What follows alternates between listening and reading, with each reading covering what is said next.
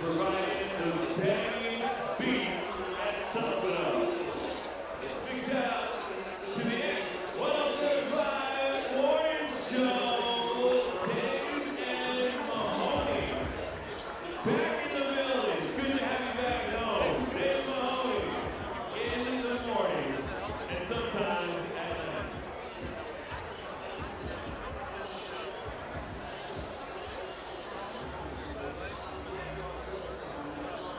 All right, ladies and gentlemen, we're going to need to clear some walkways here. Our next fight is about to start, and it's about to go down.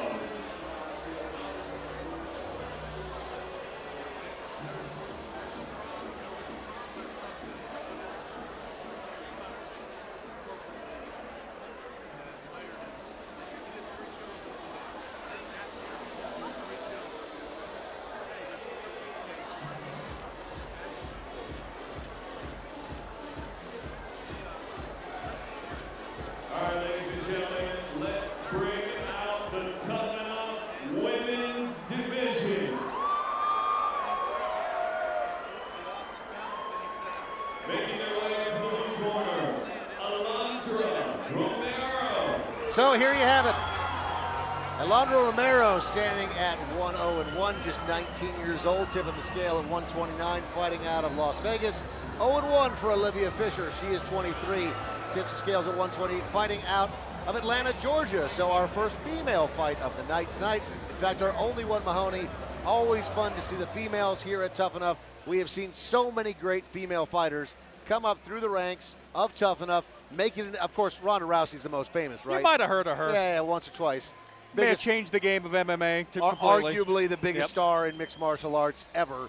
But I digress. Ronda Rousey came up through these ranks, but so many other great fighters, female fighters especially, have come up through Tuff-N-Uff. Jillian Lineberger, we saw her and her sister get her start here. We've seen her fight in the UFC. So, you know, like I said, quite a few Tuff-N-Uff alums who have made their way up to the upper ranks of the UFC. Now, Romero, as I said, just 19 years old. 5 years ago, when she was 14, she got into mixed martial arts. Has been training ever since.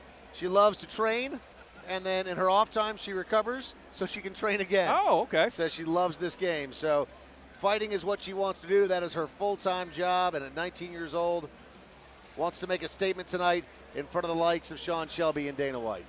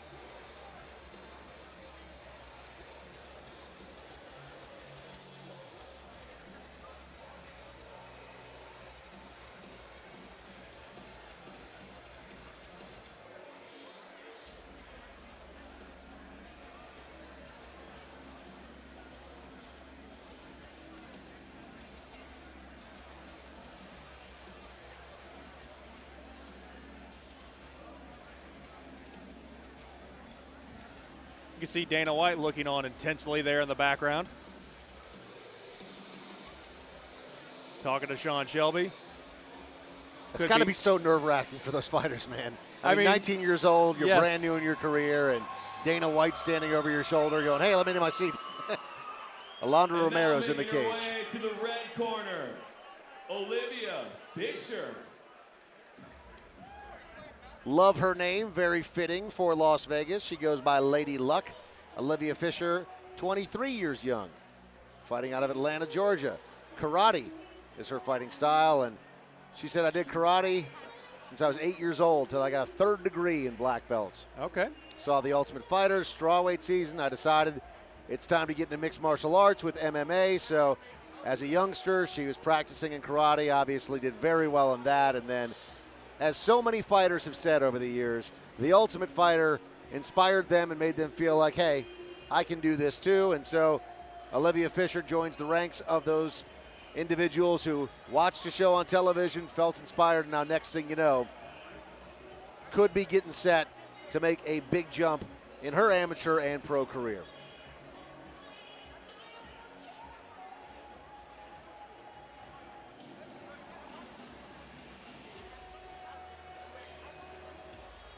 Interestingly, as a profession, she is a sports gambler, Mahoney. Really? Spends her time studying mixed martial arts and placing money accordingly. Also places money in college basketball. So at 23 years old, Olivia Fisher gambling on herself tonight as she steps into the Tuff-N-Uff cage. We are set to go. Ladies and gentlemen, our next bout of the evening is scheduled for 3 two-minute rounds in the Tuff-N-Uff Women's 130-pound weight class. Introducing first, fighting out of the blue corner with a record of 1 win, no loss, and 1 draw. Fighting out of Uprising MMA, Las Vegas, Nevada. She is Alondra Romero. Her opponent stands across the cage in the red corner with no wins and 1 loss. Fighting out of Atlanta, Georgia, Olivia Fisher. Referee in charge of the action inside the cage is Joe Sullivan. Ladies, we went over the rules. Protect yourself at all times. Obey my commands at all times. If I tell you stop, you must stop. Touch gloves. If you want, go back to corner. You're ready to fight. Romero's in the white, Fisher is in the black. 3 two-minute rounds. Downtown Las Vegas Event Center, future stars of MMA. This is Tuff-N-Uff, and here we go with our first and final women's fight of the night. Interesting style there from Fisher. Moving her head around a lot. Nice kick to the body. That one lands. Romero does look composed. Both these fighters coming out swinging and kicking. Nice stiff jab there from Romero. And another.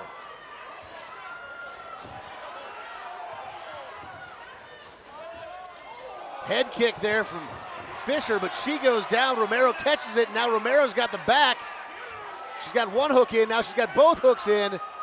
Now this becomes a trying hand to get fight. that arm under the chin. So what you're seeing right now is 2-on-1. So Fisher's doing a nice job keeping both of her hands on that arm of Romero that's trying to sneak underneath that chin. However, plenty of time left here in round number 1. Just over a minute left, which in these conditions is a lot of time.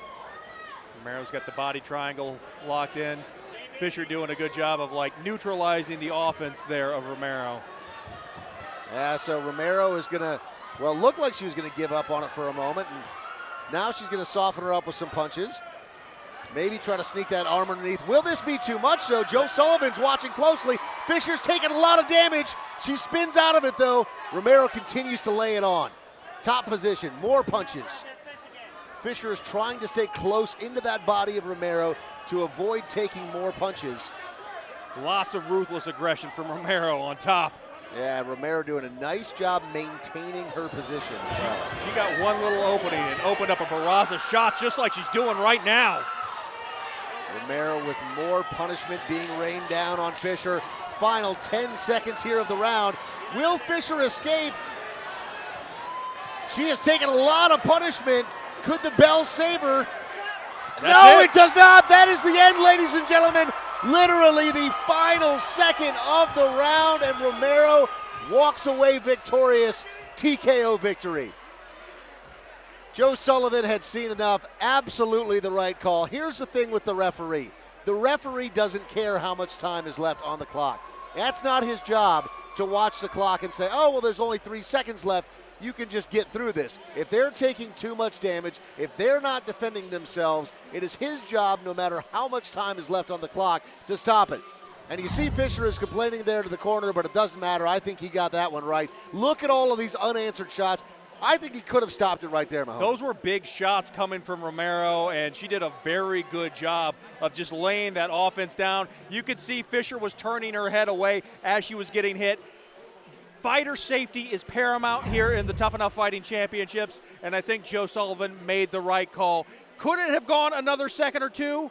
Sure, it could have. But again, that's not his job. His job is to make sure the fighters are safe. His job is to make sure to stop the fight if one fighter is throwing aggression and there is no intelligible defense, which is exactly what we saw right there. Understandably, I would be mad too if I was Fisher. I'd be like, come on, man, I had 1 second left. You'd let it go that far when he could have stopped it 22 seconds earlier. It doesn't matter. I think he got it right. Incredibly impressed with Alondra Romero. I mean, I could see her easily in the next year or so moving up to Invicta, or even cutting down to 115 and fighting in the UFC's new strawweight division. She looks awesome at 19 years old. Here we go with the official announcement.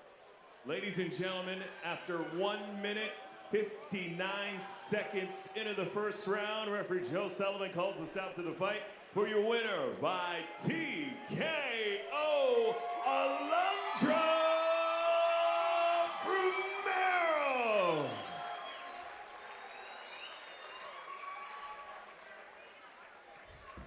So there you have it. Alondra Romero at 19 years old, looking just awesome.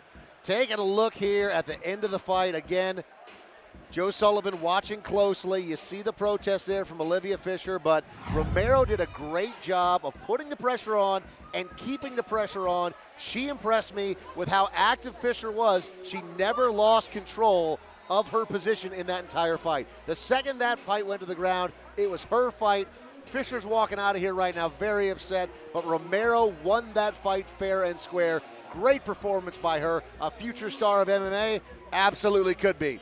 We're coming back. 3 more fights to go. We're bumping it up to 185 with the guys when we return. Curtis Steel, the leading supplier of quality carbon and alloy steels, aluminum, stainless, welding supplies, ornamental iron supplies, and so much more for over 35 years. Visit their sales and showroom at 4565 Wynn Road or online at curtissteel.com. Curtis Steel Company Incorporated. Service with Curtis.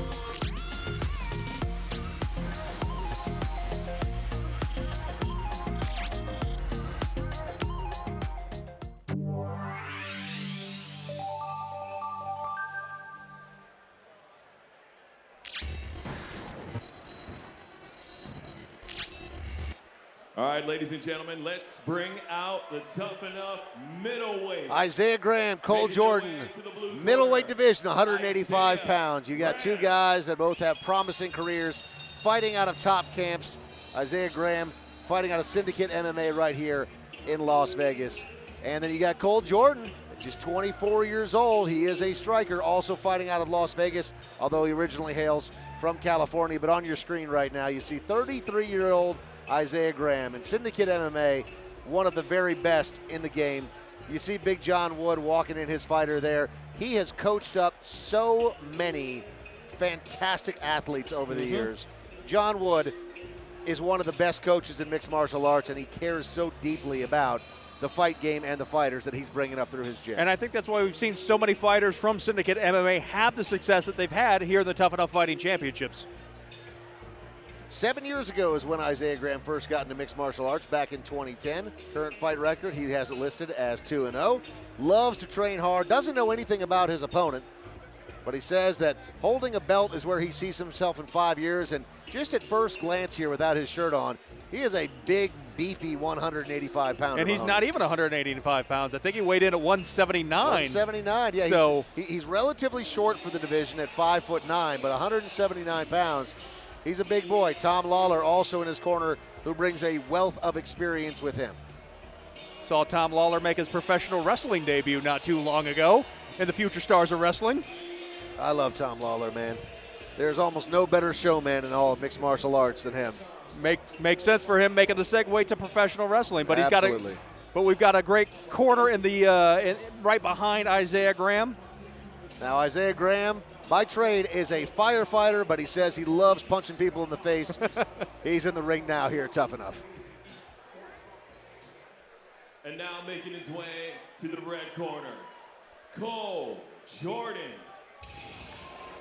Cole Jordan is going to be considerably taller and have a significant reach advantage. He's also younger. Will those things play a factor? He stands 6'2", which is not exceptionally tall for the middleweight division, but when your opponent is 5'9", you're talking about 5 inches. That's different. Will the power of Isaiah Graham play a factor, or will the reach of Cole Jordan play a factor? We're about to find out. Cole Jordan lists himself as a striker as well. He is 2-1. He has been training in mixed martial arts for the past 4 years. He says he knows about his opponent, that he is a wrestler. In 5 years from now, he wants to be in the pros, looking for that UFC belt. He's a personal trainer, also a salesman at GNC, so you'd expect his nutrition to be on point. This should be a fun one at 185 pounds, Mahoney.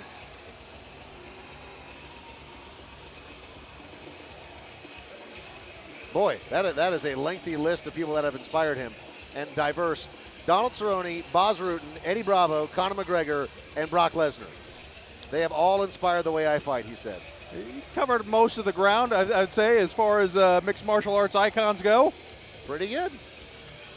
There you have it. Cole Jordan is now in the ring as well. We are set to go here at Tuff-N-Uff. Ladies and gentlemen, our next bout of the evening is scheduled for 3 2-minute rounds in the Tuff-N-Uff middleweight division. Introducing first, fighting out of the blue corner with a record of 2 wins and no losses. Fighting out of Syndicate MMA, Las Vegas, Nevada, Isaiah Graham. His opponent stands across the cage in the red corner with a record of 2 wins and 1 loss. Fighting out of 10th Planet Jiu-Jitsu, Las Vegas, Nevada, he is Cole the Animal Jordan. Your referee in charge of the action inside the cage is Chris Tiote. 3 2-minute rounds. Cage doors are closed. We got Isaiah Graham in the black and the gray, and then we got Cole Jordan in the black and the green. Round number 1 is underway.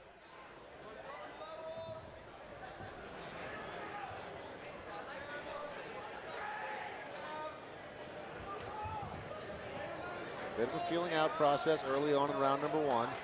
Understandably so. Want to be cautious of the power of your opponents. These guys have a lot of it at 185 pounds.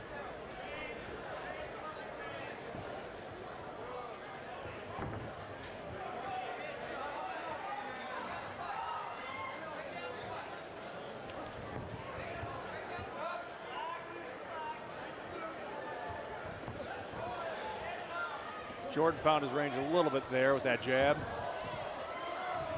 Oh, and Graham is punching back now. He connected there a couple of times. Jordan showing a good chin, though, goes through it. Another one there from Graham. Catches the leg kick and then counters with a shot that lands. Stiff shot there from Isaiah Graham.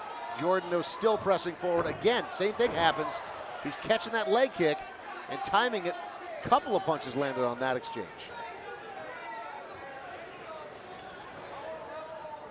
What he's got to be careful of, though, if he's continuing to catch that low kick, is if Jordan... Oh, Graham is on. He is wobbly. Graham's eating some big shots from Jordan, but he's still standing there in the pocket, firing right back.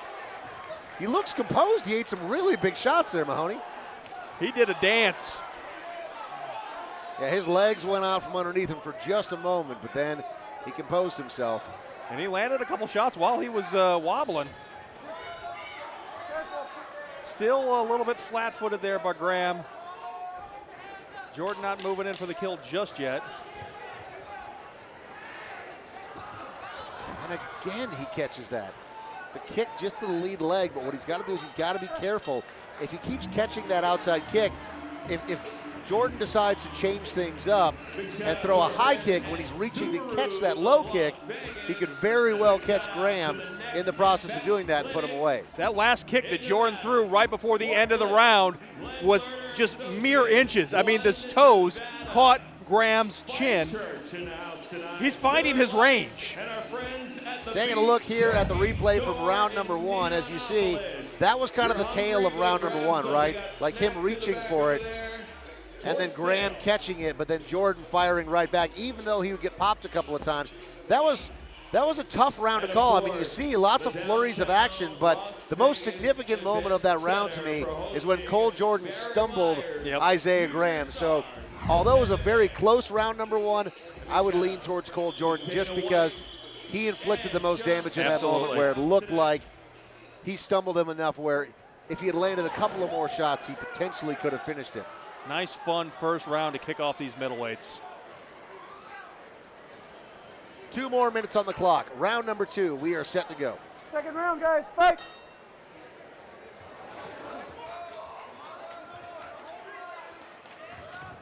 Big kick to the body there from Jordan.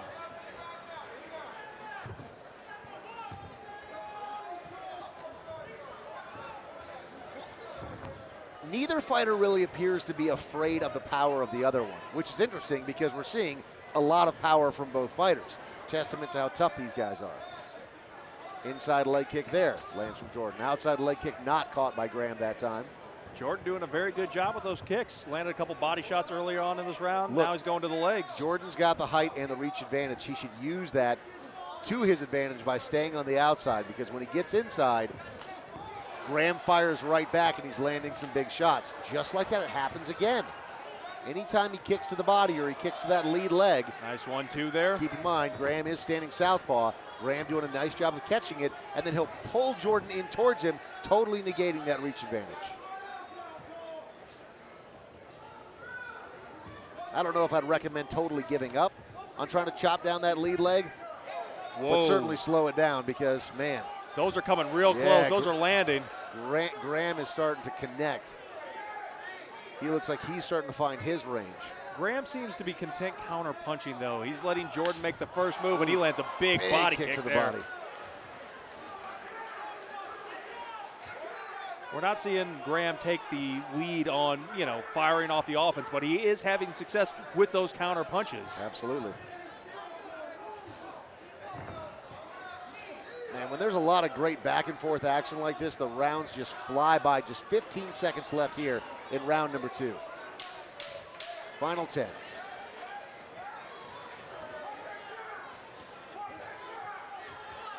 Oh man, Graham just busted Jordan up. And he ends that round with a statement. That last flurry, along with the blood, I say round number 2 goes to Isaiah Graham. Absolutely. On our unofficial scorecards, we're all tied up. Jordan started off that round very strong with a lot of body kicks, leg kicks. Did a good job landing those kicks, but I think overall that exclamation point of busting Jordan up at the end won Graham the round. Very good round for Graham, I would say. I think we're tied 1-1 going in. Yeah, if Graham did anything right in that round, and he did a lot of things right, it was figuring out the distance here. I mean, you see that length of Jordan. He was doing a nice job staying on the outside, but then Graham grabbing that leg, pulling him in, and connecting. Those low kicks that Jordan was continuing to throw were being caught repeatedly time after time by Graham, and eventually led to him getting that 1-2 right there and busting Jordan up. The timing of Isaiah Graham has been very good in this fight. Anytime you're challenged with an opponent that's 6 inches taller than you, it's a tall task to deal with, but he's doing a nice job timing him out. And when your nose is busted up, going into the third and final round, fighting in front of Dana White, all bets are off going in. Here we go, third and final round. Chris Tyrone, it's all you. Last round, fight. That nose is still bleeding pretty profusely. And they're both being aggressive again. Jordan throwing that high kick, thinking maybe he'd be able to sneak it through, but look at this. Graham is just standing right in the pocket, doing a nice job mixing it up, throwing uppercuts as well as a straight 1-2. Really hoping they circle away from us because I All would not that like blood. to get blood on me. Don't be a weenie, Mahoney. That's what you signed up for. Wow. Oh, man, that one connected. Hello. So that's what we were talking about. If Jordan decided that he was going to mix it up and start throwing some high kicks, They could sneak through. Graham did not see that one coming. Jordan lands another left. Or excuse me, Graham. Jordan does appear to be slowing down. Graham continues to land those counter punches, but you're right, he's still not taking the lead when it comes to throwing the offense. 1 minute remains in this round.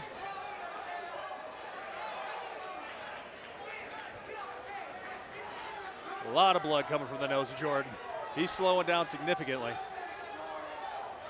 I would like to see Graham to take the lead here, or take the. Yeah, again, going into this round, we had it tied up on our unofficial scorecards. Graham continuing to step through, lands a couple of punches, then gets out of there. Now Jordan with a couple of shots, yeah. Big head kick. Graham with that quite hurt. the chin, man. He is taking some big shots. Ooh, that one stung. 15 seconds remaining here in this third and final round. This is an awesome fight. Final 10. Both fighters feeling gas, but they're still swinging for the fences. This is what Tuff-N-Uff is all about. Isaiah Graham with a couple of big shots, and in the final second, Cole Jordan gets the takedown. That could be the deciding factor. Earned a standing ovation from Dana White. I don't think that takedown got in before the bell officially rang. I'm curious to see how the judges are going to score it, because Graham landed some really big shots right there at the end. I don't know how they're going to score this. I would give it to Graham, but, I mean, can we just give him a 10-10 round? I mean, that was a lot of back and forth. That was a lot of damage inflicted on both sides. That was a great fight. Absolutely. When you get the president of the UFC to stand up and clap for you after a fight, you know you did your job. Here you go. Some of that action from round number 3. Once again, catching that kick and countering, but Jordan staying right there in the pocket and firing back. And look at that, Graham, once again, just hunkering down, landing big shots, and did that get in before the bell? I guess we'll have to see how the judges scored it. It was really close. Was the takedown initialized before the bell rang? Did he complete the takedown before the bell rang? We have an official decision. Justin Bernard is in the cage right now. They're calling over both fighters. Very, very close one. Excited to see how this ends up. Either way, a spectacular fight.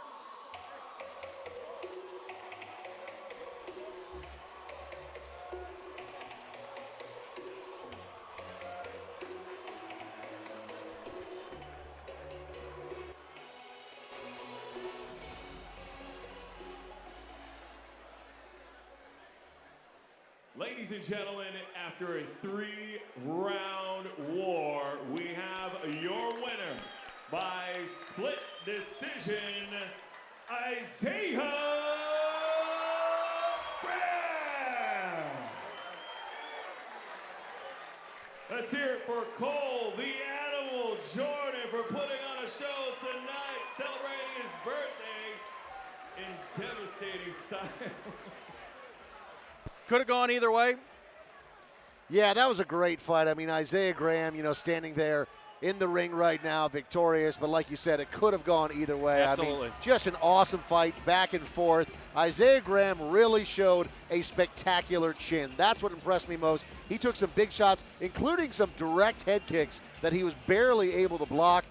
He walked right through him, still continuing to throw punches. You see his team from Syndicate MMA congratulating him. What an awesome fight at 185 pounds. 2 more to go. One at 125, and the lightweights at 155 are coming up next. We're coming right back here in Las Vegas.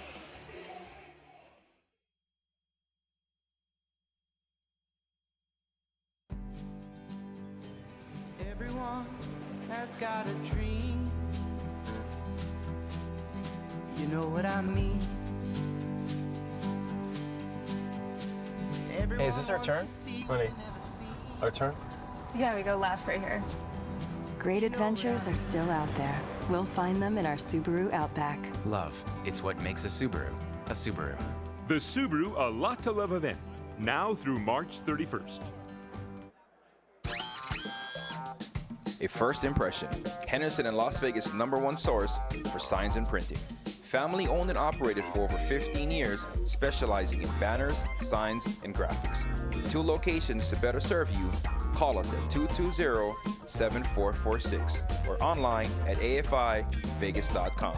That's 220-7446 or online at afivegas.com.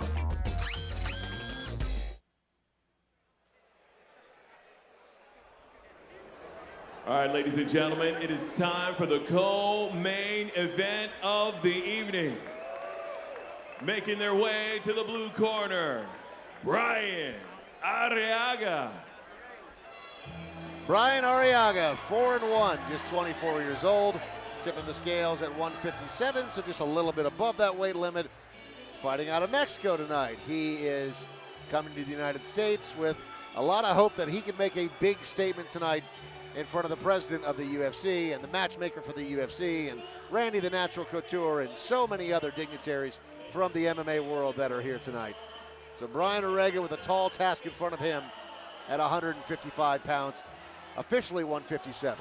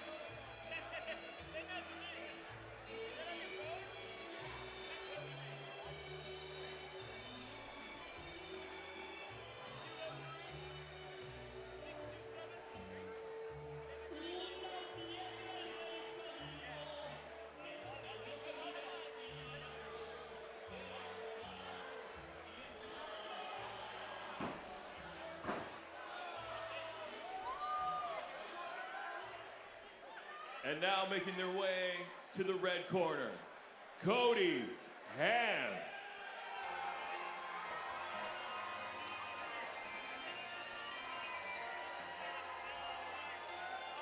Las Vegas' own Cody Ham, 5'9" is how tall he stands at 155 pounds. He is 26 years old. Boxing and wrestling is his style. 5-2 is his record. And Mahoney, why that's so significant is because at 5-2, as an amateur, if you move to 6-2, everyone kind of goes, you know what? I think you're ready.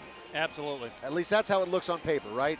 If you go to 5-3, you're kind of like, okay, maybe got to get a couple of more reps into the amateur ranks. So, sure, you know, having the president of the UFC and the matchmaker and all that stuff is important. But outside of all of that, this is still a very important moment for Cody Ham's career. So we'll see how this goes tonight. You know, will there be a difference in styles, or will this be the classic boxer versus boxer? Or will Cody Ham be able to rely on his wrestling skills if it comes to that in order to try to get a victory in this fight tonight? 3 2-minute rounds, 155-pound division. The future stars of MMA at the downtown Las Vegas Event Center. And I got to say, Mahoney, it's a packed house here tonight. I don't know if you've seen a lot of crowd shots on your televisions or on your computer screens as you're watching along at home, but we've got a great crowd, a very vocal crowd here tonight at the downtown Las Vegas Event Center. It is electric here tonight. I mean, we've had a great night of fights, and it's only getting better with the co-main event. These two guys both want to bring it, and especially with Dana White sitting in the crowd. Here we go, co-main event. Ladies and gentlemen, this is the co-main event of the evening. Scheduled for 3 2-minute rounds in the Tuff-N-Uff lightweight division.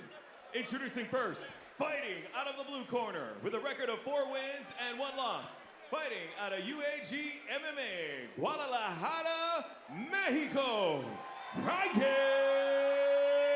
Arriaga. His opponent stands across the cage in the red corner with a record of 5 wins and 2 losses. Fighting out of School of Hard Knocks, Las Vegas, Nevada, he is Cody Ham. Your referee in charge of the action inside the cage is Joe Sullivan. All right, gentlemen, this is co-main event. We bend over the rules. Protect yourself at all times. Obey my commands at all times. If I tell you to stop, you must stop. Touch gloves if you want. Go back to your corner. Be ready to fight. 3 2-minute rounds. Brian Orega is wearing the black trunks with the red and the white. Cody Ham is wearing the black and the yellow, and we are off round number 1 in our co-main event. Are you ready to fight? Here we go. Fight! No elbows, no knees to head.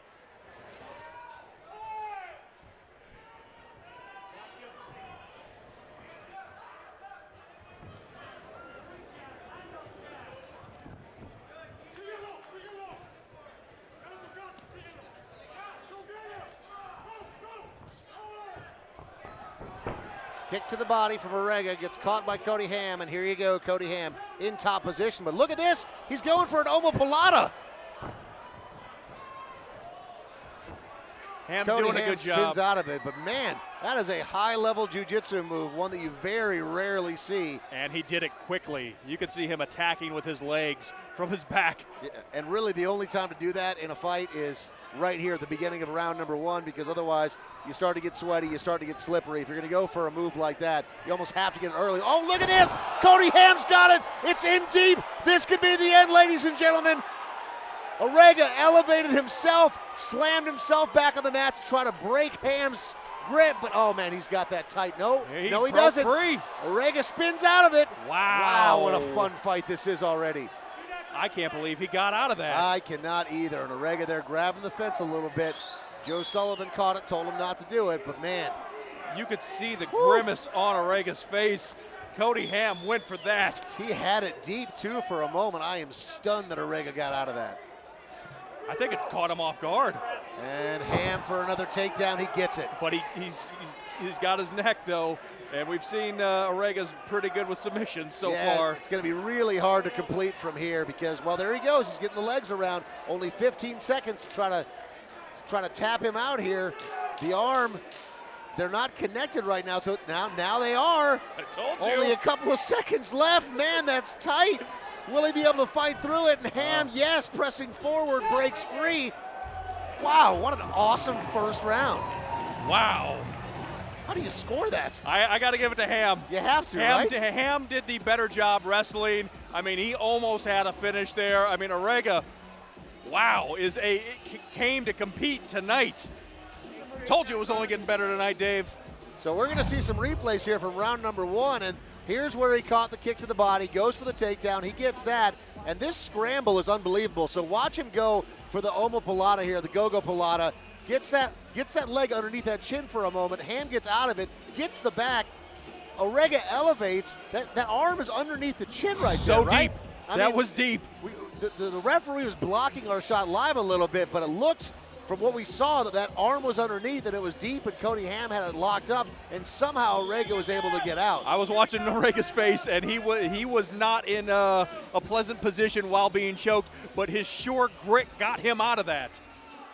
Man, what an awesome first round. What a great co-main event so far. Only 2 minutes in, round number 2. And we're off. Outside leg kick, big one there from Orega to open round number 2. Both these fighters look so confident, don't they? Still very composed after a very vigorous first round. Spinning kick from Orega, just misses. Cody steps in, throws a couple of shots. That one caught him. Cody Ham going to town. Ham going ham. Too easy? Too easy.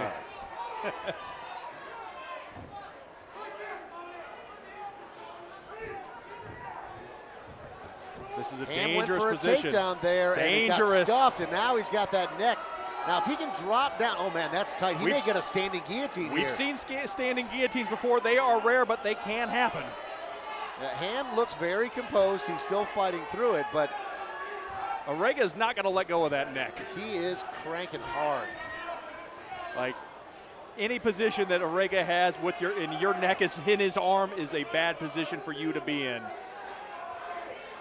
Yeah, Ham, though, very proficient when it comes to his grappling as well, but What he's trying to do is Orega is cranking right now. I'm That curious hurts. to see if he's going to drop down. That may not finish him, but that hurts so bad. That is going to be a sore neck tomorrow. Yes. And Orega continuing to crank. You hear Joe Sullivan saying, don't twist the neck. Oh, man. Ham misses a big shot, and an uppercut lands from Orega there. Almost knocks the mouthpiece of Ham clear out of his mouth. Ham recovers nicely. Ham going for another takedown and just stuffed. Now he completes it. Final seconds here of round number 2. This chess match continues. Ham's gonna finish the round in top position, but without question, Brian Orega gets round number 2, right? Oh yeah. Still not breathing deep as Orega, looking very calm and composed. So is Ham too, looking across the screen at his corner. Both these guys very well conditioned and very game to fight. I think we've got it split going into this third and final round. I expect fireworks. Yeah, I mean, both of these fighters are great with their striking. As you see there, Orega just missing that big spinning kick. Landed with the left, though. Ham was not fazed by it, and then Orega ends up with the neck of Cody Ham. He had him in there for a good 45 seconds to a minute, almost half the round, and that was tight. That was a fun second round, just like we had a fun first round. This is a great co-main event. Whistle has sounded. They're making sure mouthpieces are back in. ISK is clearing out of the ring. Joe Sullivan giving final instructions here as the cage doors close. And we're off. Nice show of respect. Thought they were going to grapple. I did too.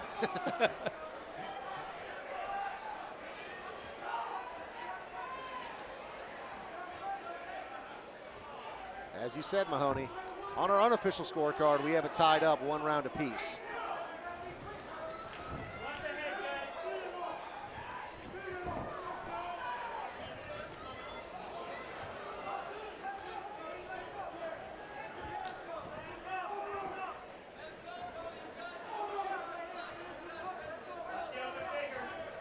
Nice right there by Ham. Yeah, it looked like it caught him a bit, but Orega doing a nice job staying composed. Orega in tight corners there. Throws a short little right hand that connects to Ham. Those leg kicks are landing hard.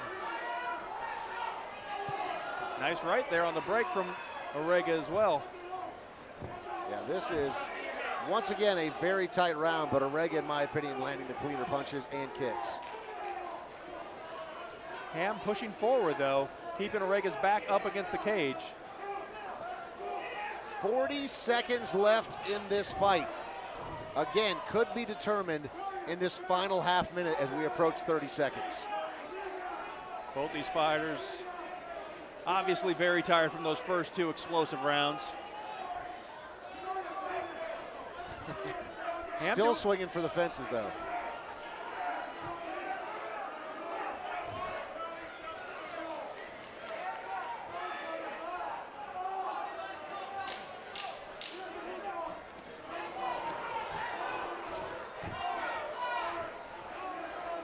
Ham still pressing forward, but Orega doing a better job of landing shots. That's the end of the third round. Close one, right? It depends what you're looking for. Are you looking for aggression? Are you looking for walking down an opponent? Or are you looking for shots that land? It's a very hard round to call. If I did go one way or the other here, which obviously we do, I go Orega. I think he landed the cleaner shots. I think he inflicted more damage. I think he's taking the wrong play by sitting on the ground right now. He's just standing back up to his feet. But the judges look in these final moments after the round as well, and whether it should or shouldn't make an impression, it sometimes does. You see there, Orega landing a bigger shot there. Ham pressing forward, trying to land some shots, but Orega, again, landing another shot there. Ham pressed forward for 90% of that fight. I could see a judge possibly giving him that because there was no major damage inflicted on either end, and the shots back and forth were pretty even. It's a close one. Official decision is in. Here we go with Justin Bernard. Ladies and gentlemen, after 3 rounds, we have your winner. By unanimous decision, the blue corner, Brian Arriaga. Very, very close fight. Brian Arriaga getting the victory, though, tonight. Great effort by Cody Ham. I mean, he looked fantastic in there in some really tough spots. Managed to fight his way through, but Brian Arriaga, man, his jiu-jitsu is awesome, and the fact that he even attempted to land a go-go Pilata and then an Omo Pilata and some of those high-level moves. He had the neck for a long time of Cody Ham. Cody fought through it, but Brian Arriaga looked fantastic. Our main event of the night is coming up next. Fight fans, are you ready for a war?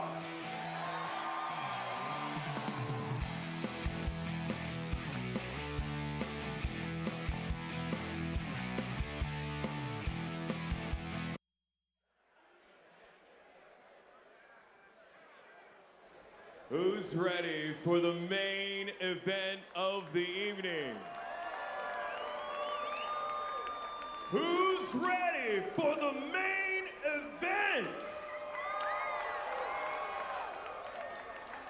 Let's bring them out. Making their way to the blue corner, Bronson Sabato.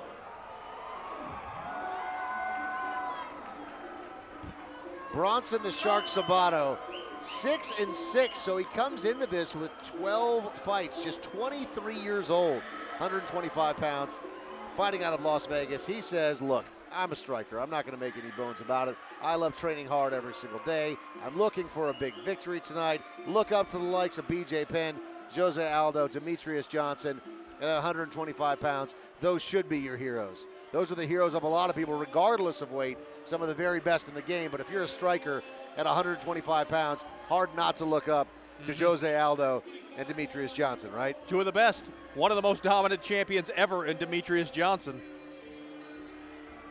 So he comes could into use this some competition. Absolutely. He comes into this one at 6-6. So like I said, he's got a lot of experience. And when I look at an amateur's record and I see, oh, he's got 6 losses, I don't hold that against him. You know, it doesn't matter until you get to the pros. Get in there, test yourself against better opponents. He's got a record of 6-6, so he has a lot of experience.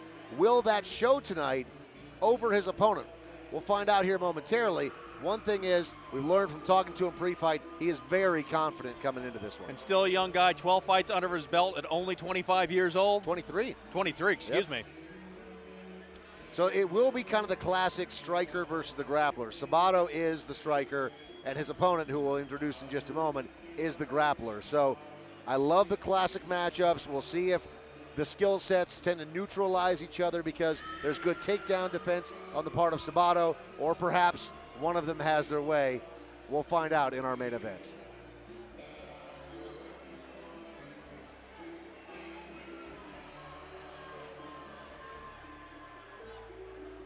Bronson the Shark Sabato, 6-6 in the cage for the main event here at Tuff-N-Uff.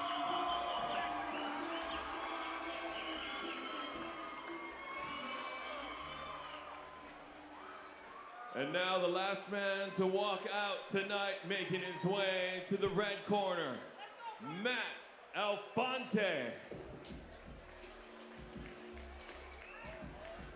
Matt Alfonte, 4-1. He's only lost 1 fight in his young career. He is just 25 years old, 125 pounds. A couple inches shorter, he's 5'6". Fighting style, Gracie Jiu-Jitsu. Makes no bones about it. Expects to come in tonight and get himself a victory. His last fight was back in January of 2016, so it's been over a year since he competed. He did lose his last fight. That was his only loss, and you see that sometimes in the amateur ranks. You know, he snapped off 4 wins. He has his first loss, and he goes, you know what? I'm just going to take some time and reset a little bit, decide what I was doing wrong, and then make my return to Tuff-N-Uff, because this is an important place to showcase your skills. We've mentioned it many times tonight, but Sean Shelby, the matchmaker of the UFC, is sitting cage side right now, watching as Alfonte gets the Vaseline put on his face. He can make a statement tonight by coming out and beating somebody like Sabato, who has a wealth of experience at 6-6, especially if he's dominant in doing it, and that goes the exact same way for Sabato. Alfonte said he looks up to Nick Diaz because he fights and, quote, whoops ass. Like, he likes that fighting style. So even though he's a jiu-jitsu fighter, he loves the showmanship. Let's find out if he's going to bring that tonight in our main event. Tonight's fights are sanctioned by the ISKA. Ladies and gentlemen, this is the main event of the evening. Scheduled for 3 2-minute rounds, all in a Tuff-N-Uff flyweight showdown. Fight fans, it's about to go down.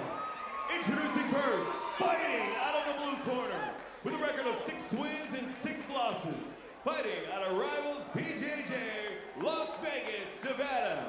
He is Bronson, the Shark Sabato. His opponent stands across the cage in the red corner with a record of 4 wins and 1 loss. Fighting out of Gracie Fighter Dojo, Newport Beach, California, here is Matt Alfonte. Your referee in charge of the action inside the cage is the one and only Chris Tyone.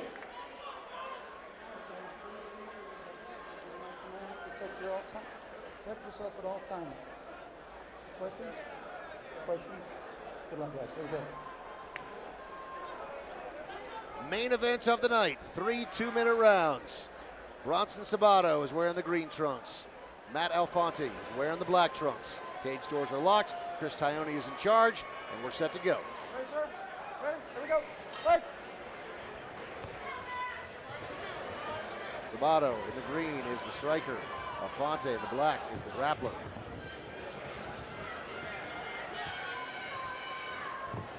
And instantly Alfonte looks for that leg. He grabs it. He gets the takedown with ease. You could see Sabato taking a lower stance, but it did not matter there. Sabato is looking for that neck, and he does have it right now, but it's going to be difficult to complete. You're going to have to elevate those hips quite a bit, and it's hard to do when you're pressed up against the cage like that. And how much do you want to squeeze when you don't really have a chance for submission? He lets him go there because you don't want to blow your arms up, especially if you're a striker. And especially early in round number 1, too. Both these fighters still relatively dry.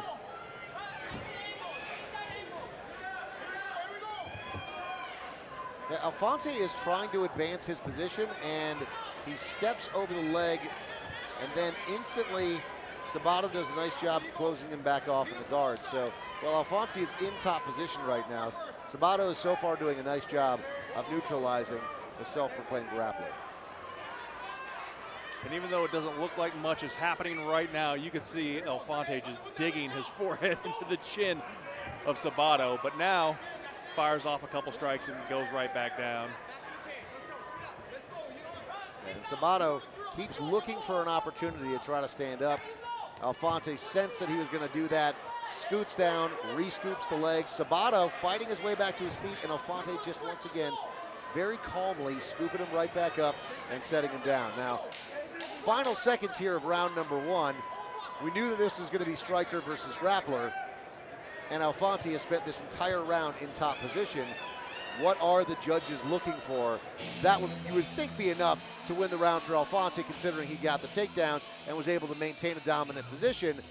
But as my old friend Mark Beecher says, who's a Muay Thai coach, every fight and every round starts standing. So is Sabato going to adjust his game plan going into the second round, knowing that Alfonte is, of course, looking for the takedown, but getting it with ease? Here we go, looking at the replays from the first round, and this is going to be exactly what we expect. Just scooping that front leg, and then boop, pops the back leg, puts him on his butt, and Sabato continuing to try to do anything he can from his back. I mean, he's throwing more punches than Alfonte is. But very little that he can do pressed in the corner. Not a flashy round at all, but a very effective first round there by Matt Alfonte. Controlled the whole thing. So on our unofficial scorecards, Matt Alfonte is up 1-0. Again, will Sabato be able to pull an audible here, change up his fighting style enough, where he doesn't instantly get taken down like he did in round number 1. Here we go to round number 2.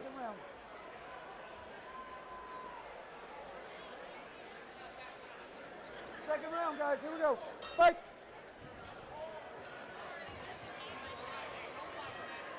Alfonte starting the same way he did in round number 1. Oh, Sabato caught him a couple of times there. That's exactly what he needs to do. Get in, throw a flurry of punches, and then spin out of there. Don't get caught up here. Don't get backed up, or he's going to scoop you again. And Alfonte does, in fact, scoop both legs and takes him down. I was curious that he threw a low kick right there, considering that he did spend the previous round on his back. Yeah, and again, almost the worst spot for him to be is up against the cage, because he's going to have a hard time escaping Alfonte, who has just been so present in top position. Very difficult to get out. I mean, normally you'd think, okay, you're up against the cage, you can at least wall walk and possibly get out of there, but Alfonte is just smothering him right now. Alfonte doing a good job of not letting Sabato get his legs about him, you know. He's Every trying to push time, off yep. on his hips, but Alfonte is just on top, smothering him right now.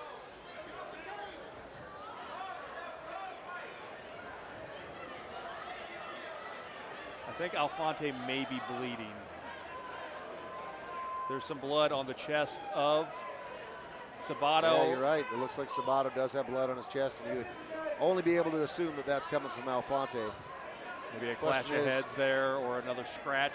Yeah, and Hard I mean, to say. Sabato did land a flurry of punches there. Maybe something opened up and it didn't start bleeding right away.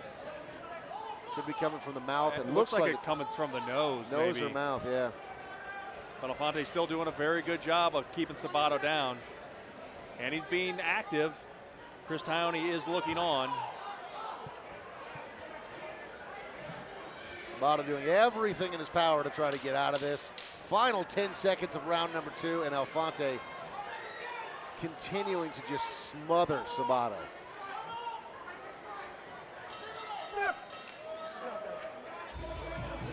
Two rounds in the bag.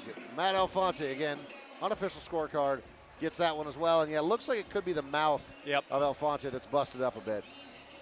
Probably happened on that flurry of punches from Sabato. Sabato's still looking very fresh, you know.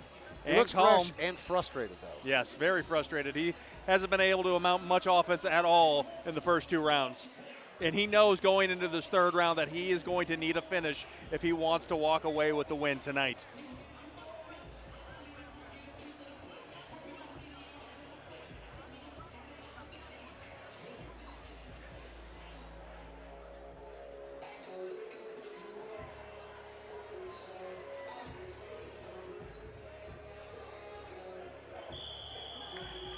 They always talk about ring rust in the pro ranks. You know, George St. Pierre being out for a long time. Will he be able to come back and perform like he had in the past? Matt Alfonte with over a year layoff comes back and looks fresh as ever. He's looking fantastic tonight.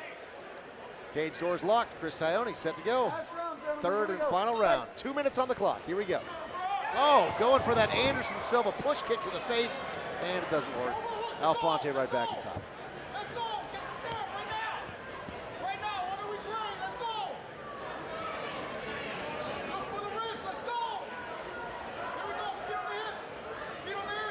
Continuing to just use his upper body and his head to just keep Sabato down. Sabato trying to hold Alfonte's arms from striking, but we haven't really seen much striking from Alfonte when he's been in a dominant position.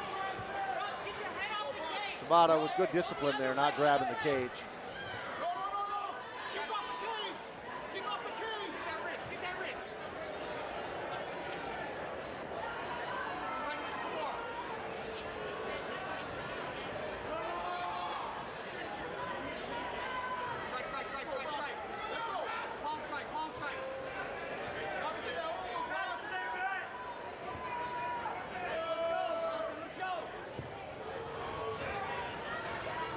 Sabato doing everything in his power to try to get out of this position, but I mean, when you have a high-level jiu-jitsu guy that's on top of you, like you were saying earlier, Mahoney, he's literally using every part of his body to smother you. You know, he's using his head to control you. And Sabato, oh, he caught him with an up kick there.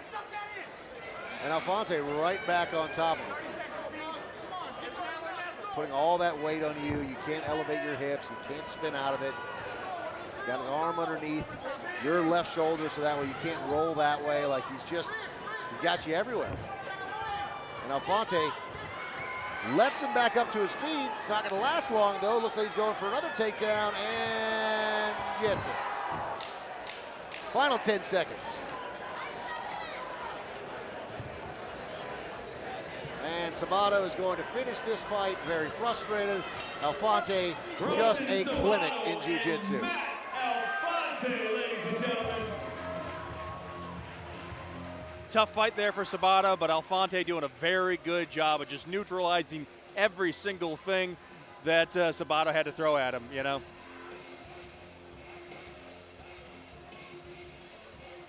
Your official decision in the main event is coming up in just a moment.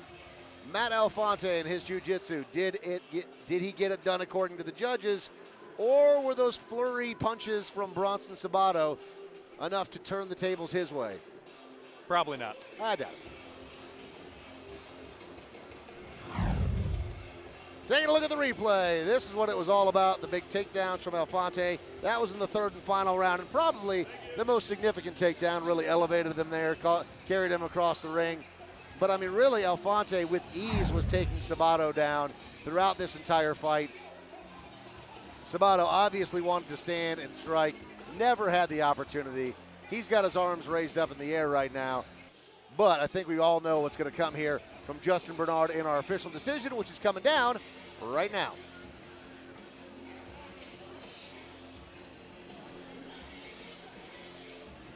Ladies and gentlemen, after 3-round war, we have your winner by unanimous decision, Matt Alfonte.